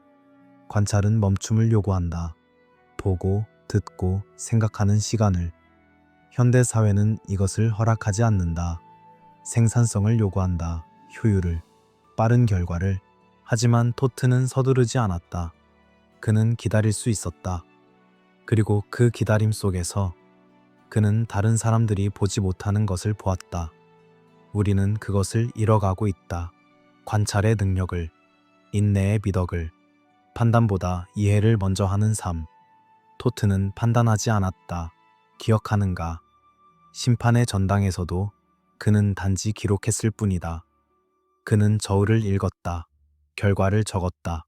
하지만 판결은 다른 신들이 했다. 토트의 역할은 이해하는 것이었다. 왜 이 심장이 무거운가? 어떤 삶이 이 무게를 만들었는가? 판단은 쉽다. 옳고 그름을 선언하는 것은. 하지만 이해는 어렵다. 맥락을 보는 것은, 복잡성을 인정하는 것은. 토트적 삶은 이해를 먼저 추구한다. 그리고 이해 속에서 판단은 종종 불필요해진다. 토트는 사라지지 않았다는 암시. 그의 신전은 무너졌다. 그의 숭배는 끝났다. 하지만 그는 어디에 있는가? 우리 안에. 매번 우리가 일기를 쓸 때, 매번 우리가 실수를 반성할 때, 매번 우리가 감정을 멈추고 생각할 때, 매번 우리가 진실을 기록할 때, 토트는 거기에 있다. 그는 외부의 신으로 존재하기를 멈췄을지 모른다. 하지만 내면의 원리로서 그는 살아있다. 영원히. 지식이 늘어난다. 책을 읽고 경험하고 배운다. 더 많이 알게 된다. 세계가 어떻게 작동하는지, 사람들이 왜 그렇게 행동하는지, 진실이 무엇인지, 그리고 우리는 기대한다. 이 지식이 삶을 가볍게 만들어 줄 것이라고, 자유롭게 해줄 것이라고. 하지만 이상하게도 지식이 늘어날수록 삶은 더 무거워진다. 왜? 지식이 늘어날수록 삶이 가벼워지지 않는 이유. 모르는 것이 때로는 축복이다. 어린아이는 가볍다. 세계의 잔인함을 모른다. 불의를 모른다. 죽음의 최종성을 모른다. 그래서 그는 웃을 수 있다. 순수하게. 하지만 자라면서 알게 된다. 세계는 공정하지 않다는 것을, 사람들은 고통받는다는 것을, 우리 모두는 죽는다는 것을. 그 지식은 무게를 더한다. 마음에, 영혼에. 모를 때는 희망할 수 있었다. 하지만 알고 나면 희망은 복잡해진다. 조건적이 된다. 지식은 순진함을 앗아간다. 그리고 순진함과 함께 가벼움도 사라진다. 토트 신화에서 지혜가 항상 부담으로 묘사되는 이유. 토트는 즐겁지 않았다. 그는 춤추지 않았다. 축제를 즐기지 않았다. 그는 조용했다. 진지했다. 무게를 지고 있었다. 무슨 무게? 지식의 무게. 그는 모든 것을 알았다. 과거를, 현재를, 다가올 것을. 그는 신들의 약점을 알았다. 인간의 운명을 알았다. 우주의 취약성을 알았다. 그리고 그 지식은, 그것은 짐이었다. 그는 말할 수 없었다. 모든 것을. 왜냐하면 말하면 더 큰 해가 될 수 있었기 때문이다. 그래서 그는 침묵했다. 그리고 그 침묵 속에서 혼자 무게를 견뎠다. 알게 된다는 것의 책임. 진실을 알면 선택이 사라진다. 모를 때는 변명할 수 있었다. 나는 몰랐다고. 하지만 알고 나면, 알고도 행동하지 않는 것은, 그것은 공모다. 지식은 책임을 낳는다. 행동해야 할 책임을, 말해야 할 책임을, 바꿔야 할 책임을. 그리고 그 책임은 무겁다. 때로는 너무 무거워서 견딜 수 없을 정도로. 토트는 이것을 알았다. 그래서 그는 지식을 조심스럽게 나누었다. 준비된 자에게만. 왜냐하면 지식을 받는 것은, 그것은 선물이면서 동시에 짐이기 때문이다. 몰랐을 대로 돌아갈 수 없는 상태. 어떤 지식은 되돌릴 수 없다. 한번 알고 나면 잊을 수 없다. 순진함을 되찾을 수 없다. 예전의 단순한 시각으로 돌아갈 수 없다. 이것은 상실이다. 일종의 추방이다. 에덴 동산에서의. 지식의 나무 신화는 이것을 말한다. 선과 악을 알게 된 순간 인간은 낙원을 잃었다. 왜냐하면 낙원은 무지 속에만 존재하기 때문이다. 토트는 그 나무의 수호자였다. 이집트 버전에. 그는 지식을 주었다. 하지만 그것과 함께 낙원의 상실도 주었다. 신들조차 모든 지식을 원하지 않았던 이유. 라조차, 위대한 태양신조차 모든 것을 알려 하지 않았다. 어떤 것들은 모르는 편이 나았다. 자신의 죽음의 방식을, 우주의 최종 운명을. 신들도 이것을 이해했다. 지식에는 한계가 있어야 한다고. 인식의 경계가. 왜냐하면 모든 것을 알면 존재하는 것이 불가능해지기 때문이다. 희망이 사라진다. 자유의지가 환상이 된다. 모든 것이 이미 쓰여 있다면 왜 노력하는가? 신들은 이것을 알았다. 그래서 그들조차 토트에게 모든 것을 묻지 않았다. 인간이 진실을 두려워하는 구조적 이유. 진실은 편안하지 않다. 진실은 우리가 믿고 싶은 것과 종종 다르다. 우리는 공정한 세계를 믿고 싶다. 노력하면 보상받는 세계를. 하지만 진실은 세계는 무작위적이다. 불공정하다. 무고한 자가 고통받고 악한 자가 번영한다. 이것을 아는 이것은 고통스럽다. 그래서 우리는 환상을 선호한다. 위안을 주는 거짓을 진실보다. 토트는 진실을 말했다. 그래서 그는 사랑받지 못했다. 존경받았지만 사랑받지는 못했다. 사람들은 위로를 주는 신들을 더 좋아했다. 희망을 주는 신들을. 거짓이 때로는 안정을 주는 이유. 사회는 환상 위에 세워진다. 우리는 모두 평등하다는 환상. 정의가 승리한다는 환상. 의미가 있다는 환상. 이 환상들이 없다면 사회는 무너질 것이다. 왜 노력하는가? 왜 규칙을 따르는가? 어차피 아무 의미가 없다면. 그래서 거짓은, 특정한 종류의 거짓은, 그것은 필요하다. 사회적 접착제로서. 토트는 이것을 이해했다. 그래서 그는 모든 진실을 말하지 않았다. 그는 선택적이었다. 어떤 진실은 공개되었다. 하지만 어떤 진실은 침묵 속에 남았다. 사회의 안정을 위해. 토트가 지식을 시험처럼 나누는 방식. 그는 쉬운 것부터 시작했다. 기본적인 글자, 단순한 숫자, 명백한 진리. 이것들은 누구에게나 주어졌다. 하지만 더 깊은 지식은, 그것은 시험을 통과해야 했다. 구도자는 증명해야 했다. 자신이 준비되었다는 것을. 어떻게? 인내로, 겸손으로, 윤리적 행동으로. 토트는 지켜보았다. 기록했다. 그리고 적절한 순간에 다음 단계를 열어주었다. 이것은 잔인해 보일 수 있다. 왜 모두에게 주지 않는가? 하지만 그것은 자비였다. 준비되지 않은 자에게 깊은 지식을 주는 그것은 파괴다. 그들을 위한 것이 아니라 파멸이다. 성숙과 고통의 관계. 성숙은 고통을 통해 온다. 이것은 보편적 진리다. 모든 문화가 이것을 안다. 성인식은 고통스럽다. 왜 쉽게 하지 않는가? 왜냐하면 쉬운 것은 가치가 없기 때문이다. 고통은 변화시킨다. 그것은 불필요한 것을 태운다. 자만을, 순진함을, 약함을. 그리고 재 속에서 새로운 것이 태어난다. 강함이, 이해가, 지혜가. 토트의 지식은 이런 것이었다. 그것은 쉽게 얻어지지 않았다. 그래서 그것은 가치가 있었다. 진정한 지혜는 위로보다 정열을 준다는 사상. 사람들은 위로를 원한다. 괜찮다고 말해주기를. 잘 될 거라고. 하지만 토트는 위로하지 않았다. 그는 정렬했다. 사실을 보여주었다. 있는 그대로.